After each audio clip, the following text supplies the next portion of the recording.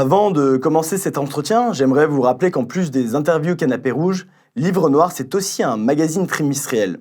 Et si vous voulez nous soutenir, aujourd'hui, le plus important et le plus facile, c'est de vous abonner. Vous pouvez le faire directement sur notre site internet livrenoir.fr. Jean Messia, vous avez 53 ans, vous êtes né en Égypte au Caire, arrivé en France à l'âge de 8 ans, vous habitez à Mulhouse, puis Courbevoie, puis Franconville. Vous étudiez à l'Université de Paris-Nanterre, puis à Sciences Po, vous faites une thèse à l'Université de Metz, puis finalement vous finissez à l'ENA. En sortant, vous intégrez le ministère de la Défense au corps des administrateurs civils. Au niveau politique, vous rencontrez Marine Le Pen en 2015, rejoignez le Front National en 2016, et en 2020, vous quittez le parti pour des divergences de lignes sur les questions d'identité d'après le journal L'Opinion. Vous fondez l'Institut Apollon et parcourez les plateaux télé. Vous êtes vite connu grâce à vos punchlines, et en 2022, vous décidez de soutenir la candidature d'Éric Zemmour. Aujourd'hui, vous êtes candidat aux élections européennes sur la liste de Reconquête avec Marion Maréchal, Sarah Knafo ou encore Stanislas Rigaud. Alors, ma première question, c'est... certains vous considèrent comme un amuseur public, pourtant à la lecture de votre CV, c'est étonnant. Pouvez-vous nous expliquer un petit peu votre parcours ? Vous savez, l'esprit français a toujours été un mélange entre le savoir, la plume et une pointe d'humour. Et moi, je m'efforce de cultiver cet esprit français dont je n'ai pas hérité, mais que j'ai acquis et dont je suis tombé amoureux. Et je suis quelqu'un qui lit beaucoup, qui écrit beaucoup et qui emprunte, si vous voulez, à toute la littérature et notamment au théâtre français, des mots d'esprit dont précisément l'identité nationale française est très friande. Donc, amuseur public, c'est une caricature, parce que quand vous avez un bac plus 12, vous êtes évidemment un peu plus que cela. Maintenant, vous savez, l'humour n'est pas incompatible ni avec la culture, ni, et vous me pardonnerez ce petit moment d'immodestie, ni avec l'intelligence, bien au contraire. Je pense que savoir faire rire est aussi, fait partie de la générosité du cœur et de l'âme qui est si touchante dans l'identité française. Est-ce que l'humour, pour vous, c'est un moyen de mieux faire passer vos idées politiques ? Alors, ça dépend comment il est utilisé. Il y a effectivement l'humour dans les cercles amicaux, familiaux. Bon, et après, il y a l'humour qui est un peu assassin, c'est-à-dire cet humour qui va s'introduire dans les interstices constitués par les incohérences, les inconsistances et les inconséquences de nos adversaires. Et c'est d'ailleurs ça qui, in fine, les réduit au silence. C'est-à-dire en prenant des positions contradictoires qu'ils aient pu avoir, ou alors en pointant, si vous voulez, des changements de pied sur des domaines importants. Tout ça mis dans une certaine, avec un certain humour, une dose d'ironie un peu cynique, effectivement, elle les tétanise. Mais alors pourquoi c'est utile ? Parce qu'en fait, ce qui compte, c'est pas tellement la réaction de l'adversaire. C'est, je pense, ça fait partie des électrochocs qui sont indispensables pour que les Français qui sont derrière leur écran et qui regardent la scène, eux aussi, soient témoins de ces incohérences et de ces inconsistances et se réveillent. C'est-à-dire qu'en fait, le choc fait partie, je dirais, de l'outil indispensable pour réveiller les Français. Le choc est l'antichambre du réveil national français. D'accord. Et une question encore sur votre vie. Vous étiez donc au FN puis au RN, et que vous avez quitté en 2020, et vous avez rejoint Reconquête en soutenant Éric Zemmour à la présidentielle 2022, et aujourd'hui en étant 8e de liste sur la liste des européennes. Pour vous, quelles sont les différences fondamentales entre Reconquête et le Rassemblement national ? Alors, en préambule à ma réponse, je vous dirais que moi, j'ai toujours été un homme de conviction. Je suis un homme de vérité et d'authenticité. Et je crois qu'on peut m'aimer ou ne pas m'aimer, mais on me prendra jamais à dire le contraire de ce que je pense, même pour faire plaisir. Donc je dis toujours les choses à ma façon, et je dis ce que j'ai sur le cœur. Et c'est pour ça aussi que les gens m'apprécient. Bon, ça c'est la première chose. Donc je ne suis ni un arriviste, ni un opportuniste. D'abord, je n'ai jamais vécu de la politique, puisque moi j'ai une carrière de haut fonctionnaire, comme vous le savez. En politique, j'ai toujours été un offreur davantage qu'un demandeur. Bon. Quand j'ai rejoint le Rassemblement national, vous savez, si j'avais été un opportuniste, avec la trajectoire d'assimilation que j'ai, si je m'étais, en tant que Français d'origine immigrée, rangé dans le cheptel de l'immigration antinationale et haineuse de la France, j'aurais probablement été ministre d'Emmanuel Macron aujourd'hui. Donc, vous voyez bien que moi, ce qui m'anime, c'est mon amour pour la France et la manière dont je défends l'identité et la souveraineté française. Et c'est ça qui m'a conduit, en première instance, dans l'engagement partisan, au Front National en 2015, sachant qu'évidemment, à la fin des années 90, j'avais eu déjà mes premiers combats du temps de Pasqua, Villiers, Séguin, etc., puisque j'avais fait partie notamment de la fondation Marbloch, qui était opposée à l'abandon du franc et à l'entrée en vigueur de l'euro. Donc j'avais eu mes premières armes souverainistes dans ce sillage-là. Et puis, en 2015, je suis revenu donc en politique auprès de Marine Le Pen. Et quand j'ai adhéré au Rassemblement national en 2016-2017... Front National encore à l'époque. À l'époque, Front National, il y avait quand même quelques veines jugulaires qui étaient très importantes et qui, effectivement, structuraient la raison et la légitimité de mon engagement. Le Front National, à l'époque, en tout cas Marine Le Pen, se disait effrayée par le grand remplacement. L'islam était réputé incompatible avec la République, et d'ailleurs, à l'époque, le Front National luttait contre l'islamisation de la France. Le Front National voulait sortir de la CEDH, parce qu'il estimait à juste titre que la CEDH nous liait pieds et poings dans notre politique migratoire, que ce soit pour refuser l'accueil des migrants ou pour expulser les migrants indésirables chez nous. Le Front National voulait revenir sur le mariage pour tous et était évidemment opposé à tout ce qu'on appelle le progressisme sociétal de la PMA sans père, de la GPA, etc. Le Front National ne voulait pas entendre parler d'un nouveau référendum en Nouvelle-Calédonie.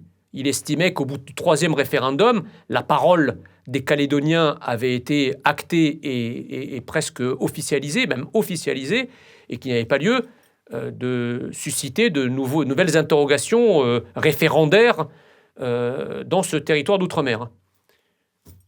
Que reste-t-il de tous ces môles programmatiques du Front National qui faisaient partie, qui structuraient mes convictions et qui les structurent encore aujourd'hui. Aujourd'hui, mais depuis mon départ, quand vous avez très justement introduit ma trajectoire, vous avez rappelé que j'avais quitté le Rassemblement national sur une divergence de ligne politique. On y est. Aujourd'hui, et depuis maintenant 2-3 ans, depuis que je l'ai quitté, le Rassemblement national prétend que l'islam est compatible avec la République.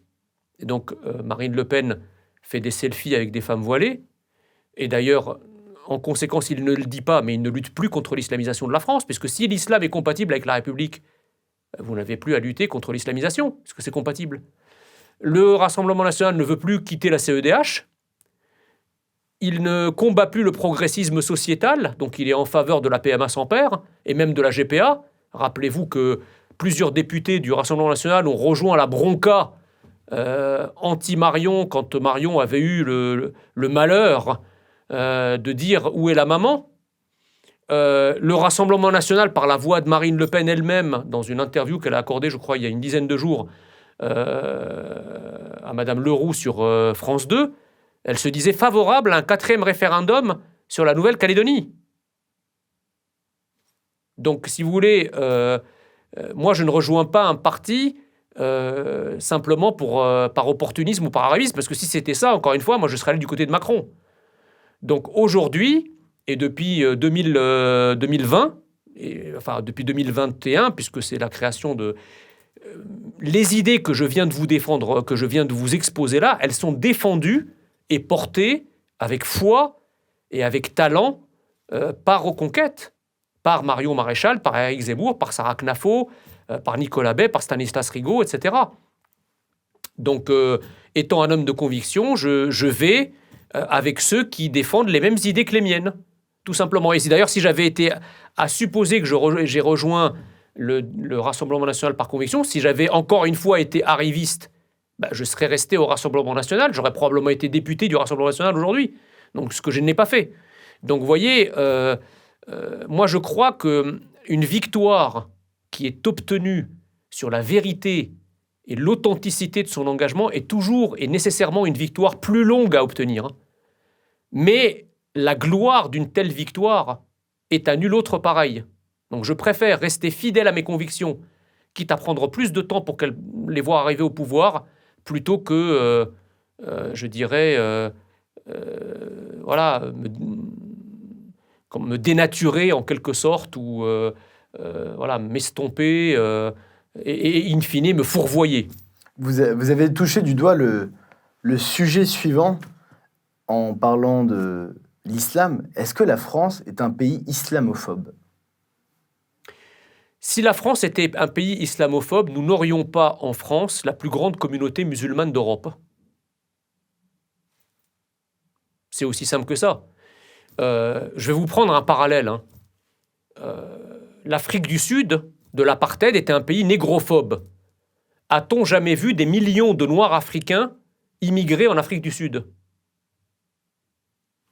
Jamais. L'Allemagne nazie était un pays furieusement et violemment antisémite. Est-ce qu'on a vu des millions de Juifs à travers l'Europe, ou même le monde, venir demander l'asile au sein de l'Allemagne nazie ? Non, parce que l'Allemagne nazie était antisémite, donc répulsive vis-à-vis, évidemment, des populations juives, tout comme l'apartheid de l'Afrique du Sud était répulsif vis-à-vis des Noirs africains. Donc, moi, j'aimerais qu'on m'explique cette gigantesque aporie, pour ceux qui ne connaissent pas le mot, une impasse logique, qui consiste à dire que la France est un pays généralement islamophobe, tout en attirant des millions de musulmans, et je ne vous parle pas des dizaines de millions de candidats qui rêveraient de venir en France et qui ne peuvent pas venir. Donc, et qu'on m'explique comment un pays islamophobe peut attirer les musulmans. Ça ne colle pas. Alors pourquoi, d'après vous, tant de musulmans en France, qui sont français, passent leur temps à dire que la France est un pays islamophobe ? En fait, l'islamophobie, c'est l'autre mot de la résistance à l'islamisation. Pourquoi il y a une différence entre l'antisémitisme des années 30, puisqu'en fait, l'enjeu, si vous voulez, non pas des musulmans, parce que je tiens à préciser qu'à Reconquête, comme d'ailleurs dans le reste de la France, mais plus à Reconquête, nous ne luttons pas contre l'islam en tant que religion. Et nous ne luttons pas même contre les musulmans. Nous luttons contre l'islamisation de la France. L'islamisation est un processus qui est promu par un islam politique, par ce que j'appelle un suprémacisme islamique, qui est exactement de la même nature que les totalitarismes fascistes et nazis, qui avaient aussi des visées impériales et impérialistes sur le continent européen naguère. Donc il n'est pas plus islamophobe de lutter contre l'islamisation du pays qu'il ne serait christianophobe, par exemple, de lutter contre l'évangélisation du Maghreb. C'est juste que la France, comme d'ailleurs les pays du Maghreb ou les pays d'Afrique noire, la France a une identité nationale spécifique dont la sève est chrétienne ou judéo-chrétienne, puisque l'Ancien Testament de la Bible chrétienne, c'est la Torah. Donc il y a une sève judéo-chrétienne qui irrigue les nervures identitaires françaises, et défendre justement cette sève et l'arbre national qui a fleuri à partir de cette sève, que ce soit en termes de culture, de langue, de manière d'être, de parler, de vivre, n'est pas islamophobe. Par contre, ce que je peux vous dire, c'est que ceux qui accusent les Français d'être islamophobes sont, eux, francophobes. Parce que la réalité, c'est que la résistance à une volonté de transformation identitaire d'un pays n'est pas une phobie. C'est la normalité dans tous les pays du monde. Lutter contre l'abaya n'est pas islamophobe. Mais par contre, s'habiller en abaya pour provoquer la France et faire tout pour ne pas s'habiller à la française, c'est francophobe. Vous comprenez? Aller sur une plage en burkini ou dans une piscine municipale en burkini, encore plus parce que c'est interdit, et qu'il y a des manifestations de refus à ce type d'attitude, c'est pas de l'islamophobie, c'est de la normalité. Par contre, ceux qui refusent de venir dans une piscine municipale ou sur la plage habillés à la française, c'est-à-dire en maillot 2 pièces ou 1 pièce, comme on a fait en France pendant des décennies, ça c'est francophobe. Ne pas vouloir ressembler identitairement à la France, alors qu'on en a la carte d'identité française, est une francophobie. Donc l'islamophobie est en réalité une gigantesque escroquerie qui vise à criminaliser toute forme de résistance identitaire à l'islamisation. Donc il faut catégoriquement refuser ce concept. Je termine en disant que pourquoi l'islamophobie, ce qu'on appelle l'islamophobie, n'est pas l'antisémitisme des années 30. Parce que l'antisémitisme des années 30, il s'attaquait aux juifs alors que les juifs n'avaient rien fait. Dans les années 30, il n'y avait pas de communauté juive qui agressait identitairement la France. Il n'y avait pas des juifs qui venaient, qui voulaient par exemple nager habillés en ultra-orthodoxe dans les piscines municipales, ou qui réclamaient du kasher dans les cantines scolaires, ou qui faisaient des appels à la prière dans les quartiers où ils étaient majoritaires. Donc les juifs étaient détestés pour ce qu'ils étaient, et non pas pour ce qu'ils faisaient. Or, aujourd'hui, un certain nombre de musulmans ne sont pas détestés parce qu'ils sont musulmans. Ils sont détestés en raison de leur velléité d'islamisation de la France. Quand vous arrivez en abaya et que vous êtes refusé, c'est pas parce que les Français détestent les musulmans, c'est parce que les Français détestent les provocations islamiques, les provocations fréristes.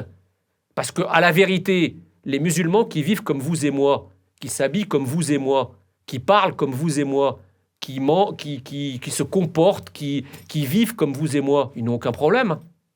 Ils sont tout à fait assimilés, tout à fait intégrés, et personne ne leur fait le grief d'être des musulmans, puisque leur islam est en quelque sorte aussi invisible que le christianisme pour certains ou que le judaïsme des autres. Donc en fait, en France, nous avons une notion qui est habituelle maintenant depuis une quarantaine d'années, c'est la notion de discrétion religieuse. La France a appliqué la laïcité, la loi de 1905, mais au-dessus de cette loi, donc du légalisme, il y a les us et les coutumes françaises qui exigent une discrétion religieuse. On ne se balade pas en bandoulière avec sa foi, et on ne se balade pas non plus en bandoulière d'ailleurs avec ses opinions politiques. Voilà, on fait montre d'une certaine discrétion, d'une certaine confidentialité dans ce qui, en France, ne doit relever que de l'intime, pas du public, c'est-à-dire la foi. Donc, excusez-moi, j'étais un peu long, je crois que c'était nécessaire de... C'est très bien, au contraire, vous avez développé votre idée. Et justement, si vous dites que l'islamophobie, c'est la résistance contre l'islamisation, est-ce que la France devrait être islamophobe ? Si, encore une fois, l'islamophobie, c'est parce que les mots ont un sens. Moi, j'ai redit la définition. Voilà, moi, j'appelle islamophobie la résistance à la volonté d'un certain nombre de congrégations liées à l'islam politique de changer le visage identitaire et culturel de la France. Si l'islamophobie, c'est de mettre un cran d'arrêt à cette volonté suprémaciste islamique, alors oui, bien sûr, c'est même le devoir de tout Français d'être islamophobe au sens de résister au processus d'islamisation. Mais exactement comme si jamais vous avez, par exemple, des congrégations entières qui visent, si vous voulez, à changer le visage d'un pays musulman pour en faire un pays chrétien, si les gens de ce pays cherchent à conserver leur identité arabo-musulmane, on ne va pas les qualifier de christianophobes. Ils veulent juste rester ceux qu'ils sont chez eux. Donc pourquoi ce qu'on applaudit à l'extérieur, on le criminalise à l'intérieur ? À quoi est due l'islamisation de la France ? Ça, il y a plusieurs facteurs. Premièrement, évidemment, un système antinational criminel, et je pèse mes mots, criminel, qui dirige la France maintenant depuis 45 ans, et qui n'a fait que trahir le mandat qui lui avait été confié par les Français pour présider à leur destinée en protégeant leur souveraineté et leur identité. Alors vous allez me dire, oui, mais les Français ont voté, à chaque fois, ils renouvellent au pouvoir des gens qui, donc c'est comme un blanc-seing qu'ils donnent à chaque élection à des dirigeants, à des responsables qui, finalement, favorisent leur invasion et favorisent leur islamisation. C'est en grande partie faux. Pourquoi ? Parce que vous savez très bien que la plupart des gouvernements, la plupart des dirigeants font campagne sur un programme, sont élus sur un programme, qu'ils font métier de trahir une fois qu'ils sont élus. L'archétype, l'exemple magistral et emblématique de cette thèse, c'est Nicolas Sarkozy, qui avait fait une campagne avec le programme de reconquête. Je ne peux pas vous dire plus. La campagne présidentielle de Nicolas Sarkozy en 2007, c'est une campagne à la fois identitaire et souverainiste. Moi, je me rappelle à l'époque, c'est mon premier vote, on l'appelait Jean-Marie Le Pen Light. Voilà. Alors light, ça dépend quel domaine. Mais ce que je veux dire par là, c'est que vous voyez bien que entre la campagne, qui était quand même d'une clarté assez surprenante, et Nicolas Sarkozy a quand même dit les termes. Et beaucoup de gens, même des gens qui étaient éloignés du scrutin, ça a été l'un des présidents les mieux élus, sinon le mieux élu de la Ve République. Précisément parce qu'il a fait campagne sur des thèmes que les Français attendaient. Nicolas Sarkozy, finalement, a fait ce que Éric Zemmour fait aujourd'hui. Il a appliqué la fameuse phrase du général de Gaulle. Quand la France va mal, parlez-lui de la France. Et donc Nicolas Sarkozy, à l'époque, a parlé à la France de la France. Et ça a marché au-delà de toute espérance. Qu'est-ce qu'il a fait une fois qu'il est arrivé au pouvoir ? Il a fait l'exact contraire de ce pourquoi il avait été élu.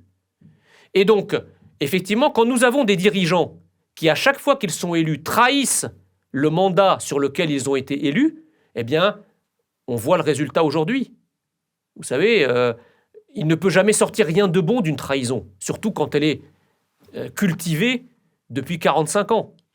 Et donc, moi, je crois, et là encore, je pèse mes mots, que tous les dirigeants qui ont présidé aux destinées de la France depuis un demi-siècle sont responsables de ce qui nous arrive. Parce que on veut nous faire croire que le capharnaüm sécuritaire, économique, identitaire, ça tombe du ciel. C'est un phénomène météorologique. C'est un orage.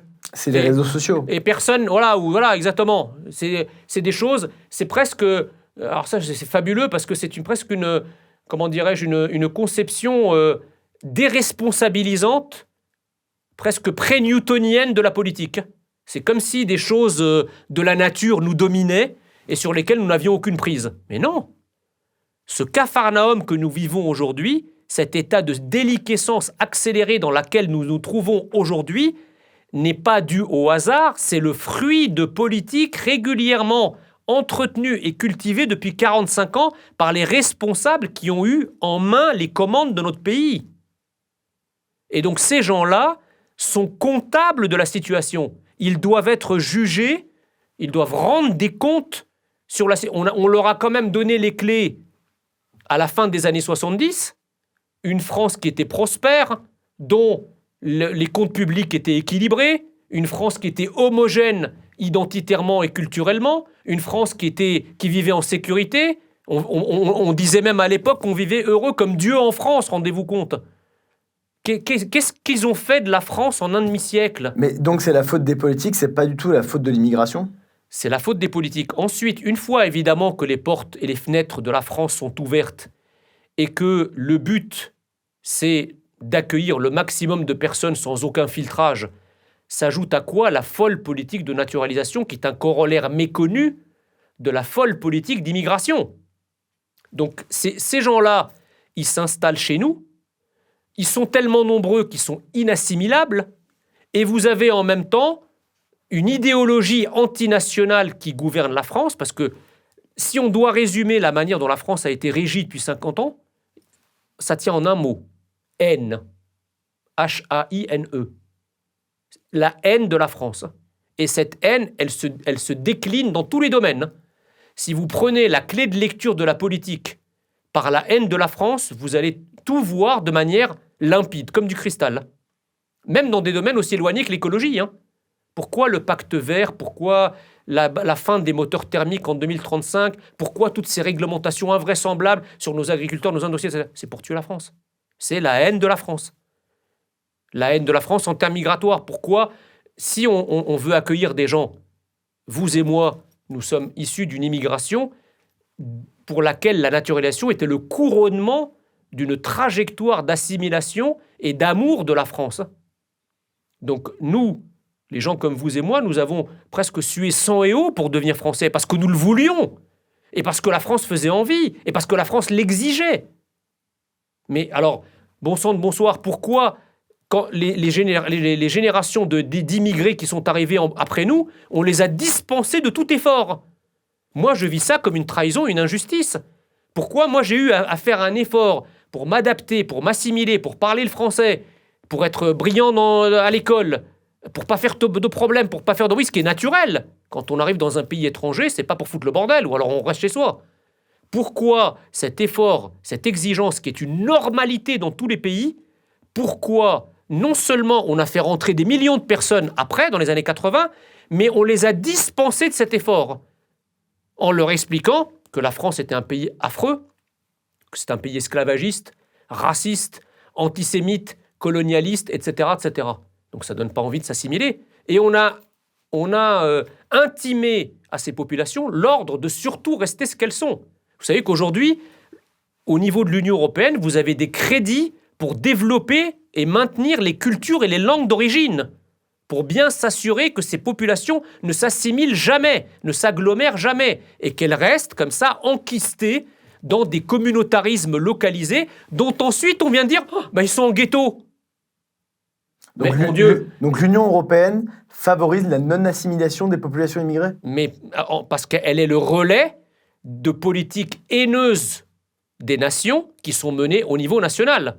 Donc en fait, vous avez des élites antinationales qui dirigent le pays, et pour bien s'assurer que ces politiques antinationales qui dirigent le pays ne peuvent pas être mises en cause par le mouvement pendulaire qui est celui de toute démocratie, on a fait du supranational en verrouillant la haine au niveau européen pour garantir que le peuple soit bien chloroformé et bien mis sous sédation identitaire profonde et continue pour plus qu'il puisse bouger un doigt.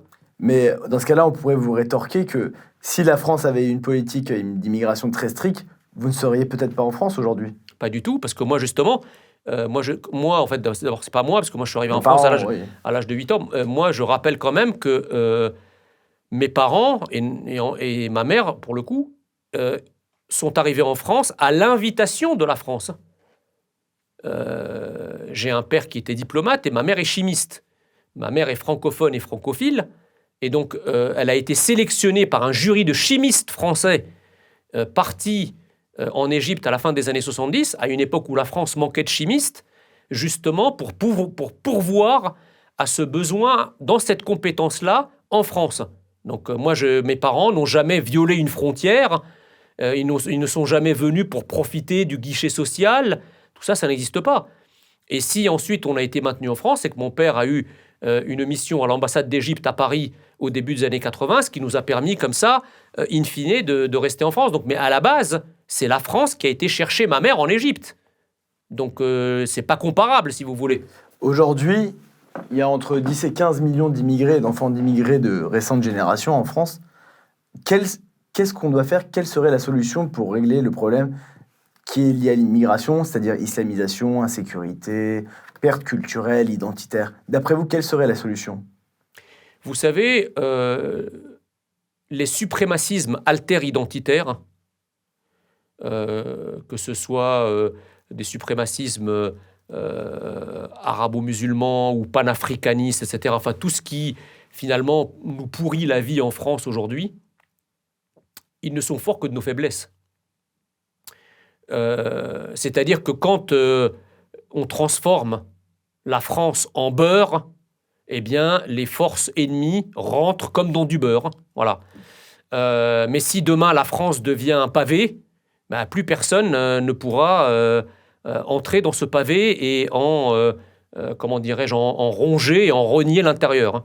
Donc il faut déjà commencer par réaffirmer ce que nous sommes. D'accord. Mais pour les populations qui sont déjà en France, Ben, c'est pareil. C'est pareil. vous êtes pour la réimmigration? Alors, bien sûr, mais qu'est-ce qu'on met encore une fois derrière ce thème? Vous savez, moi, je suis quelqu'un de très précis. Tout à l'heure, je vous ai défini ce qu'était l'islamophobie pour moi. Qu'entend-on par rémigration? La rémigration, elle concerne d'abord les étrangers indésirables, c'est-à-dire, pour parler crûment, ceux qui soit ne foutent rien, soit foutent le bordel, soit les deux. Je ne parle pas évidemment des clandestins, qui, eux, doivent être... C'est pas de la rémigration, c'est de l'expulsion. Mais nous avons aussi des étrangers dont les cartes de séjour de 10 ans sont renouvelées depuis des décennies, alors qu'ils sont, par exemple, en situation de chômage chronique. Moi, j'ai vécu dans des pays où, quand vous êtes étranger, si il vous arrive de perdre votre travail, on vous laisse 6 mois pour en trouver un autre. Et si au bout de 6 mois, vous n'avez pas trouvé de travail, on vous annule votre carte de séjour, votre carte de résident, et vous repartez. Vous comprenez? Donc la France n'a pas vocation à être le havre qui accueille tous les chômeurs de la planète. Bon. Donc effectivement, il faut remettre à plat le système des cartes de séjour et voir les étrangers qui ont été condamnés pour crimes et délits dehors. Les étrangers qui vivent sur le dos de la bête depuis des années dehors. On n'a pas vocation... C'est pas parce qu'un étranger est présent légalement en France que ça lui donne une sorte de droit à l'éternité de son séjour, quel que soit ce qu'il fait et quel que soit ce qu'il ne fait pas d'ailleurs. S'il est là depuis assez longtemps, ça lui donne même le droit d'avoir la nationalité française. Qu'il ne demande pas pour certains d'entre eux. Pour beaucoup, il y a beaucoup d'étrangers qui vivent depuis 5 ans, 10 ans, 15 ans, 20 ans sans demander la nationalité française, qui vivent de renouvellement de ces cartes de résident de 10 ans. Bon, la France, alors évidemment, pour les étrangers qui sont là, qui travaillent, qui ne posent pas de problème, il n'y a pas de souci. Mais par contre, l'exigence pour les étrangers qui sont là, c'est de respecter nos codes culturels, pour respecter ce que nous sommes, la manière dont nous nous comportons, dont nous nous habillons, etc. Moi, je ne veux plus voir en France des abayas, des voiles. Je veux dire, la question que je pose aujourd'hui à toutes ces populations qui veulent s'habiller ici comme là-bas, mais là-bas existe déjà. Alors que faites-vous ici? C'est bien plus facile de retourner là-bas que de vous acharner à faire qu'ici devienne là-bas. Ça, c'est logique. Donc, je ne comprends pas leur comportement. C'est précisément ce qui quitte là-bas qu'ils veulent reproduire ici. Ça paraît dingue. Au lieu de reproduire ici dans un pays qui ne le sera jamais, comme là-bas, allez là-bas, c'est plus simple. Bon. Et donc, si vous voulez, il faut mettre un cran d'arrêt. Donc déjà, un cran d'arrêt identitaire. Donc toutes les expressions vestimentaires suprémacistes doivent être interdites dans l'espace public. Pas de voile, pas de camis, pas d'abaya. Je ne veux pas voir ça en France. Moi, ça ne me dérange pas en tant que tel. Quand je vais en Égypte ou dans un pays du Maghreb, je suis tout à fait content de voir ça. Je sais que c'est la coutume locale. Ça me dépayse, ça a son charme, mais dans son écrin identitaire et culturel. La France n'est pas l'écrin identitaire et culturel de la abaya ou du voile ou du camis. Donc, c'est niet. Et ad vitam aeternam. Le voile n'a jamais été, n'est pas et ne sera jamais un vêtement français. Donc, il faut dire que la France évolue, la France change et que c'est des nouvelles tenues françaises en réalité. Non, la France évolue comme tous les pays, mais vous savez, l'évolution n'est pas la dénaturation. L'évolution n'est pas de devenir quelque chose d'autre. L'évolution, effectivement, c'est qu'on roule en voiture, on roule plus en calèche. Bon, ça c'est l'évolution. Mais l'évolution, on ne peut pas nous présenter une évolution en se déguisant en bédouin du 8e siècle. Vous comprenez? En France, on s'habille de manière civilisée. Les femmes s'habillent de manière civilisée. Les hommes, quand je dis civilisé, c'est pas péjoratif, c'est civilisé au sens de la civilisation française. Les habits que je viens de citer, l'abaya, le voile, le camis, sont des habits civilisés, mais dans les pays où on s'habille comme ça. Et qu'on est bien content de retrouver quand on part dans ces pays. Mais pas en France. Donc, expulsion de tous les clandestins, rémigration de tous les étrangers indésirables, qui soit sont en chômage chronique, qui vivent sur la bête, soit qui ont commis des crimes et délits, et ensuite s'attaquer je dirais, à la grande masse des binationaux. Parce que vous savez que l'Algérie, le Maroc et la Tunisie, quand vous êtes tunisien ou algérien ou marocain d'extraction, vous gardez ad vitam aeternam la nationalité de ces pays. Donc en réalité, il y a très peu de gens qui sont issus de l'immigration maghrébine qui ne sont que français. Beaucoup, sinon une écrasante majorité, sont des doubles nationaux. Or, ce que nous interdit la loi, c'est de déchoir de sa nationalité quelqu'un qui n'a que la nationalité française. Parce que le droit international interdit de faire des apatrides, ce qui est normal. Mais par contre, quand vous êtes porteur d'une double nationalité et que vous vous servez de la nationalité française pour attaquer la France, pour commettre des crimes, des délits, la question se pose, je n'ai pas de réponse et sans doute qu'il faut explorer ça juridiquement, mais a-t-on vocation à rester double national quand, vivant en France avec la nationalité française, vous ne faites que des actions qui sont contre la paix civile française, crimes, délits et autres? La question se pose. Passons au sujet des élections européennes. Donc vous êtes candidat en tant que 8e de liste sur la liste de Reconquête. Pourquoi est-ce que vous vous présentez aux élections européennes ? Je me présente aux élections européennes parce que vous savez, on va peut-être en parler brièvement, mais moi j'étais chroniqueur à l'issue de la présidentielle de 2022 où j'ai été porte-parole d'Éric Zemmour, candidat à cette élection présidentielle. Au lendemain du premier tour, j'ai quitté la vie politique active et j'ai pensé donc poursuivre ma carrière dans les médias. Et pendant presque 2 ans, beaucoup de vos téléspectateurs m'ont vu sur les chaînes de CNews, C8, etc.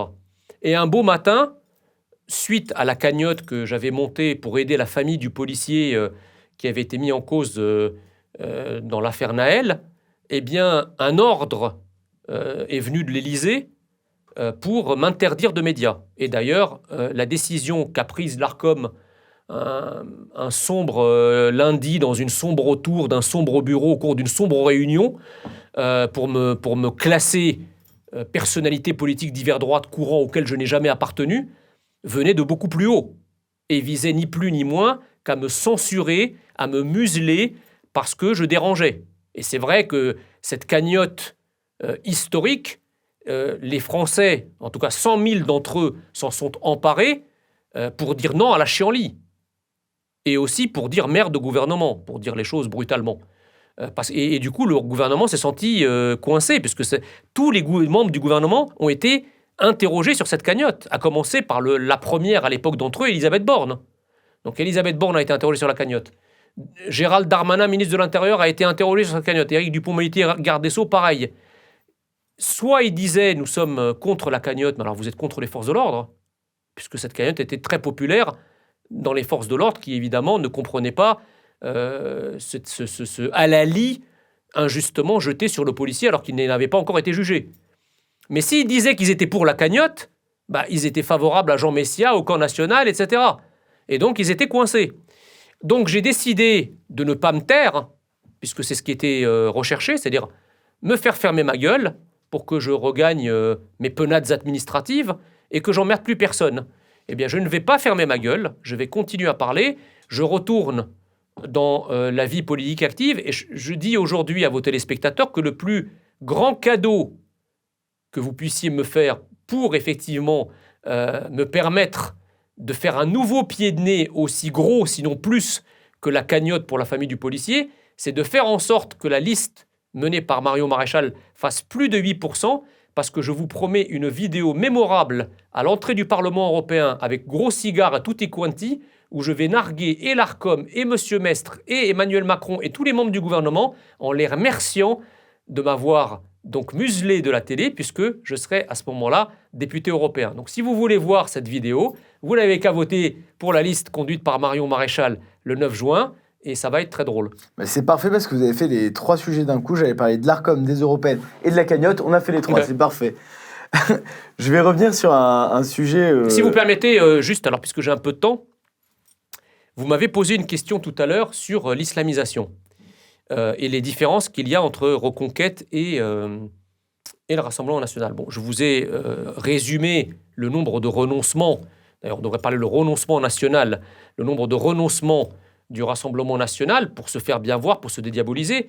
Mais le problème, si vous voulez, c'est qu'on ne peut pas dire que l'islam est compatible avec la République et vouloir lutter contre l'islamisation. Si vous dites que l'islam est compatible avec la République, à ce moment-là, tous les symboles de l'islam, y compris vestimentaires, sont compatibles avec la République. Comment Marine Le Pen peut-elle prétendre que l'islam est compatible avec la République tout en disant qu'elle va interdire le voile dans l'espace public? Vous ne pouvez pas adouber l'idée que l'islam est compatible avec la République et refuser aux musulmans d'être des musulmans. Ça n'a aucun sens. Et l'autre question que je pose, parce que ça aussi, le Rassemblement national dit nous ne luttons pas contre l'islamisation, nous luttons contre l'islamisme. Très bien. Donc moi, je veux poser une question. Ça veut dire que si demain la France devient un pays majoritairement musulman, mais d'un islam modéré, ça leur convient. C'est le livre de Michel Houellebecq, Soumission. C'est-à-dire que si vous luttez que contre l'islamisme, dans ce cas-là, vous luttez contre un intégrisme, mais ça ne vous dérange pas que la France devienne un pays musulman modéré. Moi, ce n'est pas mon cas. Moi, je veux que la France reste un pays à tradition judéo-chrétienne, à culture gréco-romaine. Je ne veux pas que la France devienne un pays musulman, ni modéré, ni encore moins intégriste. Allez, partons sur des sujets un petit peu plus légers. Vous avez quand même été reconnu par le grand public grâce à l'émission de TPMP de Cyril Hanouna. Et je voulais vous poser 2 questions là-dessus. Vas-y. Quel est votre meilleur souvenir et quel est votre pire souvenir chez TPMP? Mon meilleur souvenir, il est assez récent, puisque c'est la dernière émission que j'ai faite, où j'ai affronté une femme voilée qui a quand même l'outrecuidance de dire que j'ai une tête d'arabe. Sans doute qu'elle a raison, encore que l'assimilation peut parfois modifier l'apparence extérieure, mais imaginez que moi je lui avais dit « vous avez une tête d'arabe ». Parce que là, pour le coup, avec son voile, ça fait pas l'ombre d'un doute. J'aurais été traité de tous les mots. Raciste, xénophobe, islamophobe, etc. Oh, ça vous arrive souvent quand même. Pire que ça. Je suis traité de tête d'arabe, de tête de chameau, bref. D'ailleurs, le SOS Racisme avait refusé de vous aider sur une plainte que vous vouliez porter parce qu'on vous avait appelé tête de chameau. Ouais, c'était Bellatar, il me semble. C'est ça, ouais, exactement. Non, mais parce que je suis pas de la bonne immigration. J'ai eu la mauvaise idée, si vous voulez, de ne pas rester dans l'enclos de l'immigration haineuse de la France et qui est utilisée par le système antinational pour achever par le bas la haine de la France dont je vous parlais tout à l'heure, qu'il diffuse par le haut. Et d'ailleurs, c'est très, très intéressant de voir qui m'attaque en fait aujourd'hui. C'est la diversité islamisée, en tout cas certains de ses représentants, et l'extrême gauche. En tout cas les gauchos-progressistes. On retrouve exactement dans le profil politique de ceux qui m'attaquent cette tenaille de haine anti-française qui enserre et qui suffoque la France depuis une 40aine d'années. Donc moi, si vous voulez, c'est mon meilleur souvenir parce que j'ai eu l'occasion de lui dire que moi, au moins, même si j'ai peut-être une tête d'oriental, en tout cas, je ne suis pas déguisé en bédouin du 8e siècle et que je m'habille normalement, ce qui est quand même le minimum de respect que l'on doit au pays dans lequel on vit et qui nous a accueillis nous-mêmes ou nos parents. Le pire souvenir, c'est mon débat, en tout cas le premier, parce qu'il y en a eu un autre, le premier avec Booba, où il y avait, vous savez, son espèce de buzzer, là. Donc bon, ça a fait un happening, mais moi, ça m'a particulièrement énervé. J'en ai parlé à Cyril Hanouna, qui a assez normalement et assez élégamment organisé un deuxième débat pour me permettre de m'expliquer à ce sujet. Et d'ailleurs... Voilà, les choses ont pu... C'est aussi l'avantage d'émissions comme celle de Cyril Hanouna, c'est que ça permet aussi à des bords qui ne se seraient jamais croisés ailleurs, finalement, de pouvoir se croiser et même de parler, de pouvoir parler. Voilà, donc c'est une émission qui rassemble tous les visages de la France. Et comme vous le savez, en tout cas moi, c'est mon dogme, en démocratie, le désaccord n'est jamais un crime, mais c'est toujours une opportunité. Et sur TPMP, qu'est-ce que vous pensez de votre ami, comme vous l'appelez, Gilles Souleymane Verdez? Alors ça, c'est très intéressant parce que Gilles Verdez est admirable et respectable par sa constance à être dans l'erreur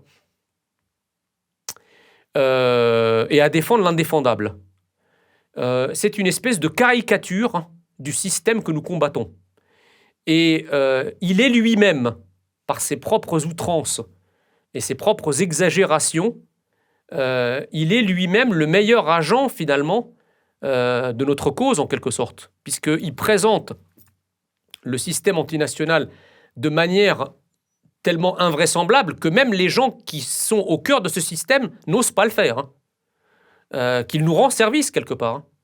Ça, c'est le premier point. Le deuxième point, c'est que je n'ai pas entendu une seule personne reprocher à Gilles Verdez d'avoir changé son prénom. Est-ce que vous pouvez expliquer l'histoire ? Alors, Gilles Verdez s'est marié avec une Africaine qui se prénomme Fatou, qui est musulmane. Et comme vous le savez, en islam, un homme musulman peut se marier avec une chrétienne, une juive, enfin une non-musulmane, sans demander à cette dernière de se convertir. Pourquoi ? Parce que les enfants seront musulmans. Donc ils se disent on perd la mère, mais on ramène à l'islam la descendance. Alors que une femme musulmane ne peut pas se marier avec un non-musulman. Le non-musulman est obligé de se convertir à l'islam. Et donc Gilles Verdez s'est converti à l'islam pour se marier avec Fatou, et à cette occasion, il a changé de prénom pour devenir Soleiman. Bon. Je n'entends personne faire le moindre reproche, faire la moindre critique ou le moindre grief à Gilles Verdez pour s'être appelé Soleiman. Donc, vous dites ça par rapport à l'idée d'Éric Zemmour Non, mais par rapport à ma trajectoire. Ah oui, d'accord. Puisque moi, vous savez, j'ai changé de prénom en devenant français. Mais là, pour le coup, j'ai pas le droit. Le fait, et encore, je n'ai fait que reprendre mon prénom de baptême, qui était Jean. Donc, j'ai pas non plus... j'ai repris mon prénom de baptême, qui était Jean. Et là, on me traite de traître à mes origines, d'arabe de service, de celui qui a craché au visage de ses parents qui lui avaient donné un prénom. Enfin, j'entends des choses invraisemblables. Mais alors, j'ai envie de poser la question. Pourquoi ces insultes qui sont dirigées contre moi pour avoir changé de prénom et d'avoir pris un prénom français, pourquoi ne sont-elles pas dirigées vers Gilles qui devient Soleiman ? Quand Hossam devient Jean, c'est un traître à ses origines, un arabe de service, mais quand le Gilles devient Soleiman, là, c'est quoi ? Subitement, ça devient une bonne idée, ça devient génial, tout le monde applaudit, il est devenu musulman, c'est magnifique, il s'assimile. Ça s'appelle de l'assimilation. Ça s'appelle de l'assimilation. Donc en fait, c'est pas que les gauchos-progressistes et la diversité islamisée sont contre l'islamisation. Ils sont contre l'islamisation à la France. Mais ils sont pour toutes les assimilations possibles, et évidemment l'assimilation à l'islam. Alors là, c'est au premier chef d'admiration. Sur des sujets un petit peu plus légers, ou pas d'ailleurs. Vous avez pris à partie beaucoup de personnalités ces dernières années. J'aimerais revenir sur certains et vous demander votre avis à leurs propos. Je vais vous lire un texte et vous demander de deviner de qui c'est. Alors, ouvrez les guillemets. « Je conteste le terme d'islamophobie, quoique je le comprenne. Ce sont les musulmans qui pensent qu'on leur en veut parce qu'ils sont musulmans. Moi, je défends l'idée qu'on a le droit de ne pas aimer l'islam, on a le droit de ne pas aimer la religion catholique, et cela fait partie de nos libertés. Je conteste le terme d'islamophobie, on a le droit de... Voilà. On a le droit de ne pas aimer l'islam comme on a le droit de ne pas aimer le catholicisme. » Jean-Luc Mélenchon. Jean-Luc Mélenchon. Mais ça, c'était avant voilà. qu'il ne soit le candidat d'un nouveau peuple installé en France. C'était avant que Jean-Luc Mélenchon ne troque l'ouvrier français pour l'immigré musulman. C'était du temps où Jean-Luc Mélenchon était un national républicain français qui défendait la souveraineté française. Et avant qu'il ne s'islamo-gauchise et qu'il ne tienne le discours qui plaît à ses électeurs. Aujourd'hui, Jean-Luc Mélenchon et à sa suite toute la France insoumise ne parlent plus de la France. Ah si, pour en dire du mal. Alors, il en dit du mal, bien sûr, mais par exemple, là, pour les élections européennes, par exemple, je ne vois aucun candidat de LFI parler de la France ou des Français. Il ne parle que de Gaza et de la Palestine. Enfin, des territoires palestiniens. Pourquoi ? Normalement, Gaza et les territoires palestiniens, c'est une guerre étrangère, hein, au même titre que l'Ukraine ou au même titre que l'Afghanistan. Ça doit être le Quai d'Orsay, le ministère des Affaires étrangères qui doit gérer cette problématique. Pourquoi Gaza et la question palestinienne sont devenues une question presque nationale française, au point que des partis entiers font campagne là-dessus. Pour ceux qui ont un doute sur le grand remplacement en qualifiant cela de théorie d'extrême droite, je vous invite à réfléchir à la réponse à cette question. Pourquoi Gaza et les Palestiniens sont devenus une question nationale française, alors que, par exemple, l'Ukraine ne l'est pas ? Pourquoi? Pourquoi on fait pas campagne? Pourquoi aucun parti ne fait campagne sur l'Ukraine? Alors Jean Messia, pourquoi? Ben parce que je vous dis, nous avons la communauté musulmane la plus importante de France, une communauté dont une majorité, selon tous les sondages, est davantage musulmane que française, se sent davantage concernée par les problématiques de la Oumma que par les problématiques franco-françaises, et des partis font leur beurre là-dessus. La France insoumise, toute la gauche, l'extrême gauche, les progressistes font effectivement leur beurre électoral là-dessus. C'est-à-dire qu'ils font campagne pour plaire et complaire à ces électeurs en faisant campagne sur les problématiques qui les intéressent de rechef et qui, par définition, ne sont pas les problématiques françaises. Mais est-ce que vous pensez que Jean-Luc Mélenchon, qui il y a plus de 10 ans contestait le terme d'islamophobie et qui en parle tous les jours aujourd'hui, est-ce qu'il a changé d'idéologie ou est-ce que c'est de l'électoralisme? À mon avis, vous savez, dites un mensonge une fois, ça reste un mensonge. Répétez-le 1000 fois, ça devient une vérité. Voilà la phrase que s'applique Jean-Luc Mélenchon. Je pense qu'au départ, quand il a commencé à parler d'islamophobie comme il en parle aujourd'hui, il n'y croyait pas lui-même. Mais je pense qu'à force de jouer ce jeu, il a fini par être habité par le discours qu'il professe. Et donc je pense qu'aujourd'hui, au départ, ça relevait d'une démarche opportuniste, visant effectivement, et d'ailleurs, c'est pas lui, il a quand même été influencé par un certain nombre d'insoumis autour de lui, comme les David Guiraud, les Thomas Portes, qui sont eux les fers de lance de l'islamo-collaborationnisme aujourd'hui. Vous prenez les fils Twitter de Thomas Portes et de David Guiraud, il n'y a pas un tweet sur la France. Les mecs, ils vivent à Gaza. Ils sont dans un tunnel. Ils ne parlent que de ça. On évacue.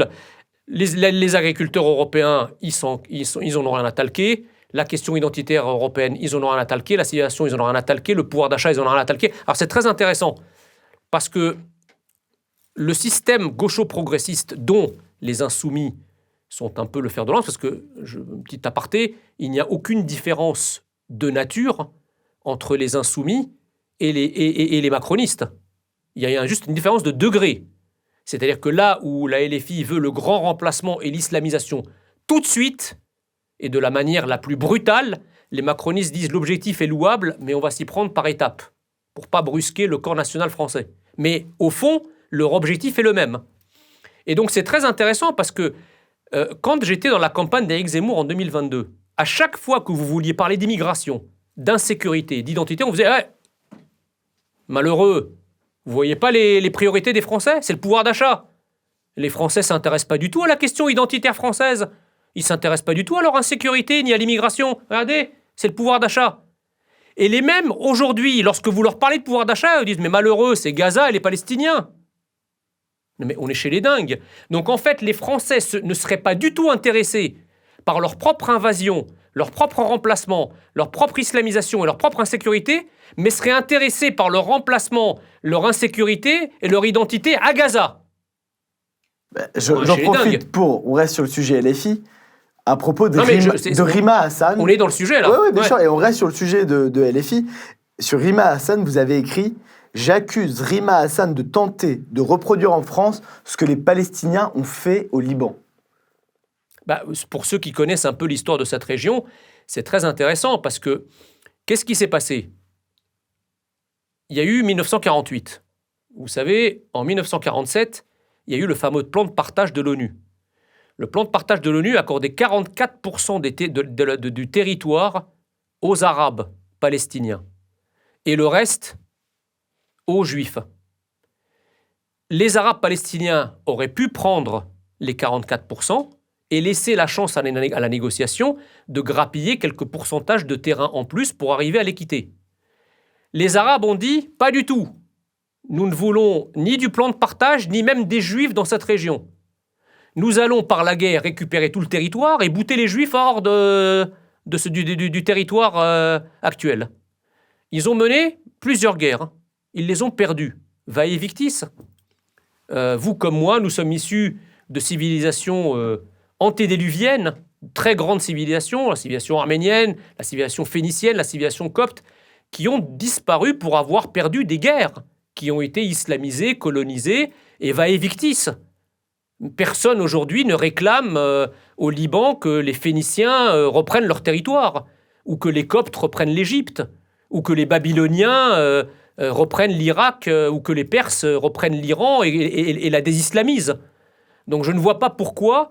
Alors quand l'islam met le pied quelque part, c'est réputé être acquis, on n'a pas le droit de le contester. Par contre, quand l'islam est bouté de quelque part, tout le monde refuse le fait accompli et refuse le résultat des armes. Ben non, c'est comme ça, c'est la vie. Et sur Rima Hassan en particulier. Et donc en 67, qu'est-ce qui s'est passé? Il y a eu donc la troisième guerre israélo-arabe et qui a été encore perdue. Et donc beaucoup de Palestiniens se sont réfugiés au Liban. Au Liban, les chrétiens libanais refusaient catégoriquement d'accueillir des millions de Palestiniens. Mais les musulmans sunnites libanais, toujours au nom de la Oumma, c'est très intéressant hein, le parallèle, les musulmans sunnites libanais, au nom de la Oumma, voulaient ouvrir les frontières à tous leurs frères sunnites, donc les Arabes palestiniens. Et c'est comme ça que la guerre civile au Liban a démarré. Les Palestiniens ont commencé par massacrer des villages chrétiens, en représailles au refus des Maronites de les accueillir. Après, les Maronites se sont évidemment vengés, et notamment à travers le massacre de Sabra et Shatila, etc. Et c'est comme ça que c'est parti. Qu'est-ce qui se passe aujourd'hui? C'est exactement la même chose. Nous avons une tentacule de la Oumma, une grosse tentacule de la Oumma en France, qui est représentée par Rima Hassan, et qui vise à mobiliser cette tentacule de la Oumma en faveur des Palestiniens et des Arabes palestiniens sur les territoires palestiniens.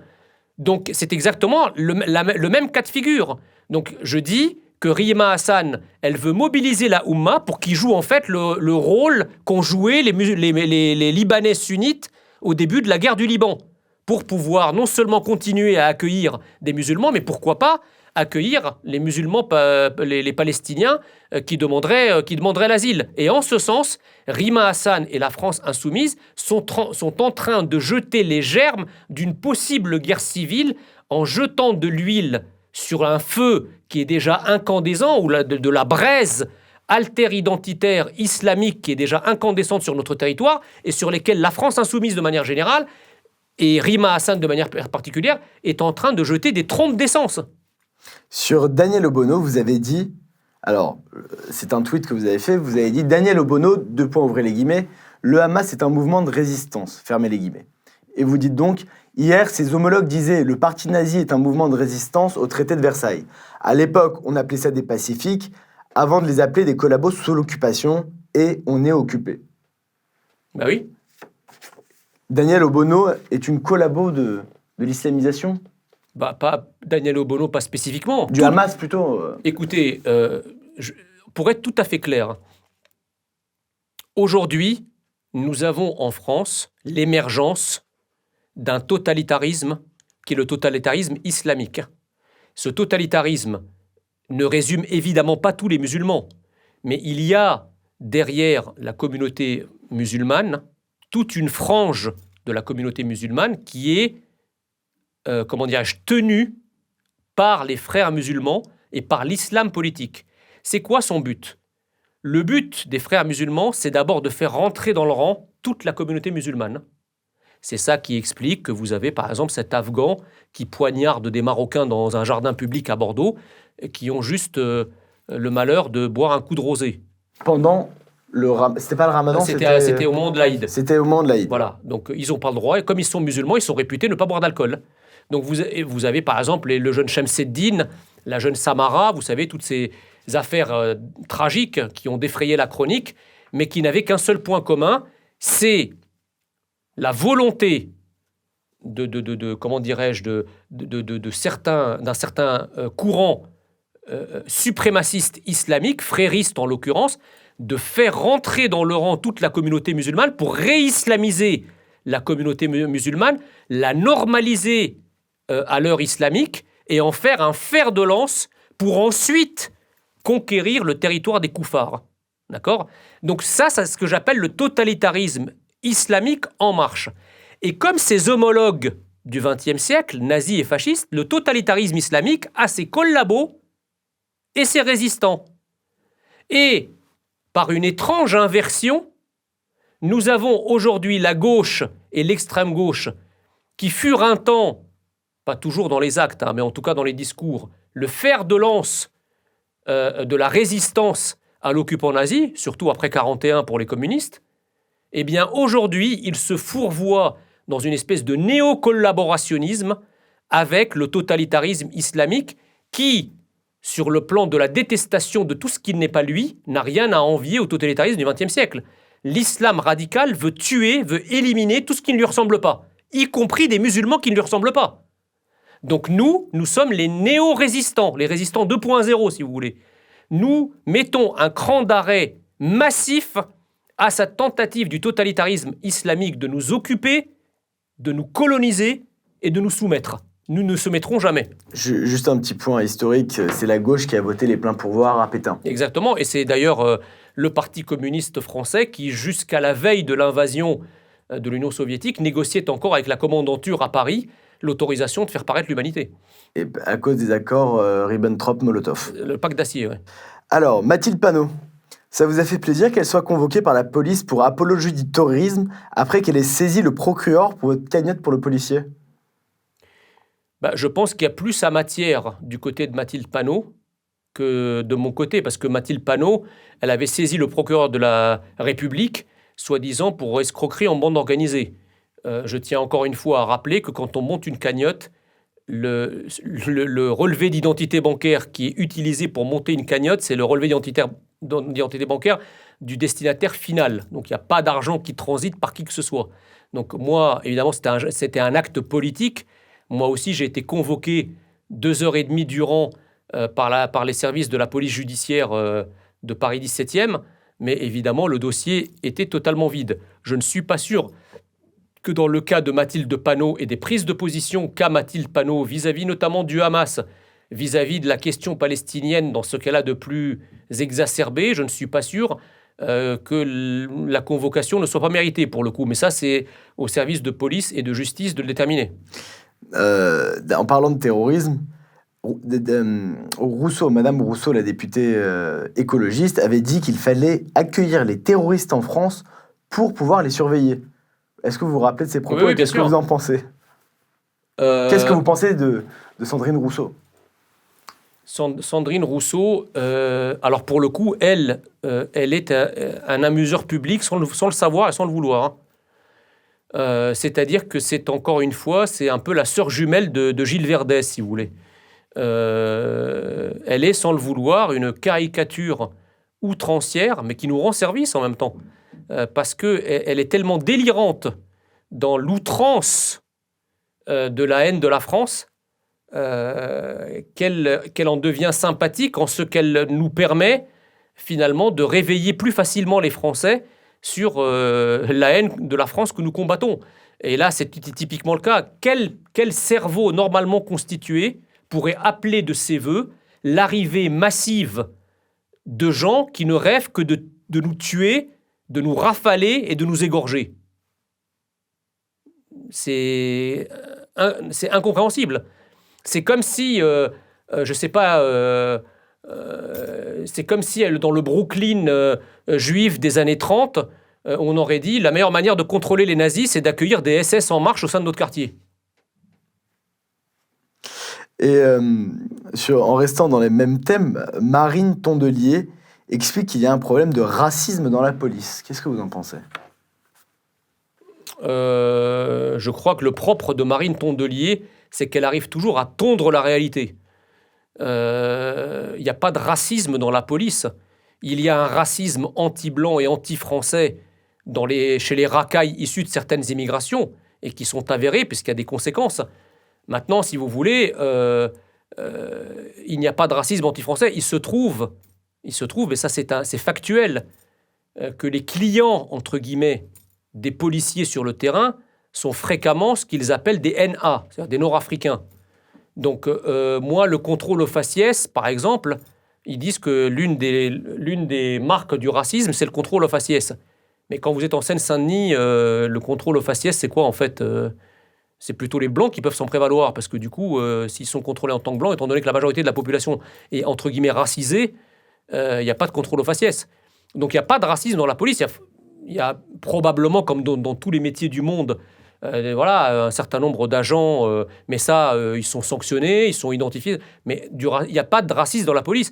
Et je conseillerais à Madame Tondelier d'utiliser, vous savez, ce regard perçant, cette paupière virevoltante et son regard intelligent et comment dirais-je, et perspicace et lucide qu'elle a sur la police pour aller dégoter le moindre cheveu qui ressemble à du racisme. Elle ferait mieux d'exercer ce talent d'enquêtrice Sherlock Holmes de Wish pour aller plutôt enquêter du côté des racailles. Parce que là, le racisme anti-français, anti-blanc, les nique la France, les nique les blancs, les sales guerres, etc., elle va les avoir en stéréo. Et là, elle pourrait utiliser son talent à nous écrire des rapports là-dessus plutôt que d'aller chasser et jouer les cochons truffiers de la lutte contre des fascismes et des racismes fantasmagoriques. Plus léger. Ça vous a pris combien de temps de venir dans nos studios ? Plus d'1 heure. Est-ce que vous remerciez Anne Hidalgo pour le travail de saccage qu'elle a fait à Paris ? Anne Hidalgo a été la pire maire que Paris ait connue presque depuis que Paris existe. C'est une maire qui a transformé un diamant en étron. C'est une maire qui a enlaidi Paris, qui a sali Paris, qui a remplacé Paris, qui a défiguré Paris. Il n'est que de voir à quoi ressemble la rue de Rivoli aujourd'hui, pour ne prendre que cet exemple. Et même des places somptueuses comme la place Vendôme, ces espèces d'horreurs qu'il y a au milieu, là, soi-disant de l'art contemporain, c'est une forfaiture. Alors, encore une fois, j'espère que les Parisiens raisonnés et raisonnables trouveront le moyen d'aller voter aux prochaines municipales pour submerger électoralement les quelques crétins à patins à roulettes qui ont voté pour que Anne Hidalgo soit maire. Hein. Elle a quand même été élue et réélue à la mairie de Paris. Alors, elle a été élue une première fois parce qu'elle bénéficiait du soutien de Hollande. Et la deuxième fois, c'était effectivement la crise du Covid qui avait occasionné une abstention majeure. Et vous savez, l'abstention profite toujours au sortant. Voilà. Mais vous ne trouvez pas que Paris est devenu une belle ville depuis qu'Hidalgo est là, magnifique, il y a des travaux tout le temps, justement. C'est pour améliorer la ville, non ? Paris n'est plus Paris. Vous savez, trop de travaux tuent les travaux. Quand une ville est en travaux permanents, vous ne pouvez pas voir ce qu'est la ville, en fait. La ville est devenue un chantier à ciel ouvert depuis 10 ans, ou presque. On ne voit pas la fin. À chaque fois qu'il ferme... Alors, ça, c'est la première chose. La deuxième chose, c'est à chaque fois qu'ils ferment un chantier, ils en ouvrent un autre à côté. Chaque fois, celui qui est à côté ouvre, ils en ouvrent un troisième, etc. Donc, on est en travaux permanents. Elle supprime des places de stationnement à tire-larigot. Alors, je ne comprends pas très bien comment on peut encourager les gens à laisser leur voiture pour prendre les transports en commun ou des modes de déplacement alternatifs s'ils ne peuvent pas bénéficier du stationnement résidentiel pour pouvoir laisser leur voiture là où elle est. Là aussi, c'est une incohérence absolue. Bon, Hidalgo a remplacé la ville. Elle est favorable, elle subventionne à coût de centaines de milliers d'euros les associations pro-migrants qui envahissent la ville. Parce que pour Anne Hidalgo, l'humanisme et la bienveillance et la tolérance consistent à entasser des êtres humains dans des conditions indignes, à la porte de la Chapelle, à la porte de la Villette, etc., dans des cloaques dans lesquels même des animaux refuseraient de vivre. Donc je ne comprends pas à quel moment elle ne voit pas que son humanisme conduit à l'inhumanité la plus totale et la plus absolue. Et les centres de crack. Donc aujourd'hui, pour vivre à Paris, vous devez être soit migrant, soit milliardaire. Hein. Il n'y a plus rien au milieu. C'est triste. Un petit pronostic sur les Jeux Olympiques qui arrivent dans 1 mois et demi, 2 mois. À la France, bien sûr. J'espère. Un pronostic sur comment vont se dérouler les Jeux Olympiques à Paris. Donc sur le plan sportif, j'espère évidemment que la France va remporter le maximum de médailles, et notamment de médailles d'or. Je suis très inquiet, par contre, pour l'organisation des Jeux Olympiques, et notamment pour la sécurité et pour la circulation aussi, parce que je ne comprends pas d'ailleurs pourquoi on ferme 2 mois et demi avant l'événement ou 2 mois avant l'événement tous les ponts sur la Seine. Ça provoque des embouteillages et un trafic invraisemblable. Mais que font les écologistes ? puisque tout ça se traduit par une augmentation des gaz à effet de serre. Donc, au nom de l'écologie, on augmente les gaz à effet de serre dans Paris. C'est fabuleux. Et je suis très inquiet parce que je ne suis pas sûr que le gouvernement ait bien pris la mesure de l'organisation sécuritaire de ces événements. Mais bon, le sécuritaire n'intéressant pas vraiment le gouvernement et encore moins Emmanuel Macron, il prend la sécurité pour être acquise au moyen de quelques vigiles qui garderaient la start-up le jour J, quoi. Donc, ouais, voilà. Donc, moi, je crois que les risques qui pèsent, et notamment les risques asymétriques, sont très importants et on aurait vraiment, vraiment tort de les prendre à la légère. Maître Gims avait dit que les Noirs étaient des chevaliers et qu'ils avaient peuplé l'Europe. Est-ce que vous vous rappelez de cette citation? Oui. Vous aviez parlé de ce sujet. Est-ce que vous pouvez revenir sur cette magnifique citation de Maître Gims? Ok. Essayons un instant de suivre Maître Gims dans ce qu'il dit. Donc, en fait, l'Europe aurait été peuplée par les Noirs. C'était des chevaliers et ils ont peuplé l'Europe, d'après Maître Gims. Donc, il n'y a jamais eu de colonisation. Puisque c'est-à-dire qu'en colonisant l'Afrique, les Européens n'ont fait que revenir chez eux, en fait. Donc, il ne peut pas être contre la colonisation et prétendre que l'Europe a été peuplée par des Noirs. Si l'Europe a été peuplée par des Noirs, c'est que l'Europe est africaine. Si l'Europe est africaine, il n'y a jamais eu de colonisation. Les Africains sont rentrés chez eux. Vous trouvez que Maître Gims est un bon intellectuel? Brillant. Alors, on a quelques questions des abonnés de Livre Noir. J'ai sélectionné, alors j'ai pas pu tout sélectionner, mais j'ai pris quelques questions. On va répondre au tac au tac. On me pose comme question, pour vous, Jean Messia, est-ce que c'est encore utile de voter? Ah bah bien sûr. C'est même plus utile que jamais. Parce que vous savez, au stade auquel nous en sommes aujourd'hui, c'est un stade extrêmement dangereux et extrêmement inflammable. Donc moi je dis que la meilleure manière de faire en sorte d'abattre ce système antinational inique qui nous gouverne depuis une cinquantaine d'années, c'est d'aller voter et de le battre dans les urnes. Parce que ce qui ne sera pas battu dans les urnes sera battu dans la rue. Et moi, je ne veux pas un bain de sang dans mon pays. Donc si vous voulez éviter un changement violent, un changement brutal, pourquoi brutal et violent? Parce que ça sera un changement instinctif. Et tout ce qui est instinctif de la part d'un peuple vernaculaire est violent. Moi, je ne veux pas de cette violence. Donc, si vous voulez absorber cette colère et absorber cette violence, faites-le dans les urnes. Ça permettra une transition pacifique du pouvoir. On me demande aussi de vous demander quelle est la meilleure manière d'affirmer son patriotisme? La meilleure manière d'affirmer son patriotisme, c'est à la fois de le vivre et de l'affirmer. C'est de ne pas en avoir honte. On demande souvent aux croyants chrétiens de ne pas avoir honte de dire qu'ils sont chrétiens. Pour être français, c'est exactement la même chose. Vous savez, encore une fois, je répète ce que j'ai dit en exergue à mon propos au sein de cette émission, nos adversaires sont forts de nos faiblesses. Et l'une de nos faiblesses, c'est justement notre honte à nous affirmer en tant que ce que nous sommes. N'ayons pas honte de ce que nous sommes. Affirmons haut et fort ce que nous sommes. Nous sommes des Français fiers, nous sommes des Français forts. Il faut vivre, parler et se comporter comme un Français fier et fort. Et en France, quand on est un Français fier et fort, nos adversaires ne peuvent rien faire que de se soumettre. Seriez-vous pour l'abolition totale des aides sociales pour les immigrés? Vous avez plus ou moins répondu. Non, ça dépend lesquelles. Mais... Ce qu'on appelle les aides contributives, non. Parce qu'il n'y a pas de raison que les étrangers qui travaillent légalement et qui cotisent par exemple au chômage ou qui cotisent à l'assurance maladie, je ne vois pas pourquoi il faudrait les priver des services auxquels ils cotisent. En revanche, ce qui relève de la solidarité nationale, c'est-à-dire les aides non contributives, celles qui sont normalement réservées aux Français, elles doivent être réservées aux Français et les étrangers doivent en être totalement exclus. Vous savez, c'est comme au sein d'une famille.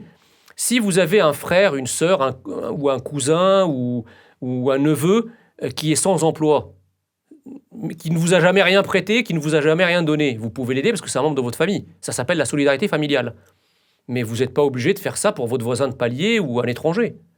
C'est ce qu'on appelle la solidarité nationale, et certains voudraient la solidarité internationale. Ben voilà, mais c'est pas voudrait, c'est le cas. Je veux dire, aujourd'hui, nos comptes sociaux sont plombés par cela. L'aide médicale d'État, dans les dépenses sociales, il y a beaucoup d'étrangers qui, normalement, n'ont pas vocation à toucher la solidarité nationale et qui la touchent. Alors, je ne dis pas que... Attention, il ne faut pas se tromper. Je ne dis pas que lorsqu'on réservera cette solidarité aux seuls Français, ça réglera du jour au lendemain tous les déficits et tous les problèmes. Mais enfin, ça sera toujours un pas dans la bonne direction. Je ne comprends pas comment un gouvernement qui cherche à prendre qui a réduit, je crois, de 5 € les APL pour les étudiants en disant ça fera des économies in fine de plusieurs centaines de millions d'euros. Pourquoi il y aurait un domaine qui serait sanctuarisé et intouchable, qui est les dépenses sur l'immigration. Les dépenses sur l'immigration représentent 53 milliards d'euros selon un dernier rapport par an. Pourquoi ces dépenses-là sont considérées comme un sanctuaire inviolable auquel on n'aurait pas le droit de toucher? C'est quoi ce délire? Comment voyez-vous l'avenir des droites? Une union vous semble-t-elle possible? En fait, c'est pareil. La question de la sémantique est importante. Quand je vois que les responsables du Rassemblement national disent qu'ils ne sont pas de droite, vous voulez faire l'union des droites avec qui? Si vous considérez que le Rassemblement national n'est pas de droite, unir des confettis n'a jamais fait un arbre de Noël.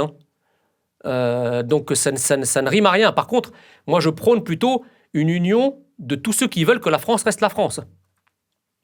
Et tous ceux qui veulent que la France reste la France ne sont pas nécessairement de droite. Ils sont majoritairement aujourd'hui de droite, mais pas nécessairement. Moi, vous savez, j'ai rejoint Reconquête sur la partie civilisationnelle, identitaire, sécuritaire, qui me semble primordiale. Sur l'aspect économique, je suis un peu plus étatiste, un peu plus interventionniste que le programme de Reconquête. Mais à Reconquête, nous sommes riches de nos différences et de nos nuances politiques, parce que j'estime qu'effectivement, la civilisation et l'identité, ça doit être la priorité pour une raison simple, c'est qu'un pays qui perd son identité, c'est irréversible. Un pouvoir d'achat qui baisse, un chômage qui augmente, une croissance qui ralentit, tout ça peut être corrigé avec une politique économique, une stratégie budgétaire, une stratégie fiscale. Au bout d'1 an, 2 ans, 3 ans, 4 ans, 5 ans, c'est réversible. Vous pouvez réenclencher une politique d'enrichissement de la France.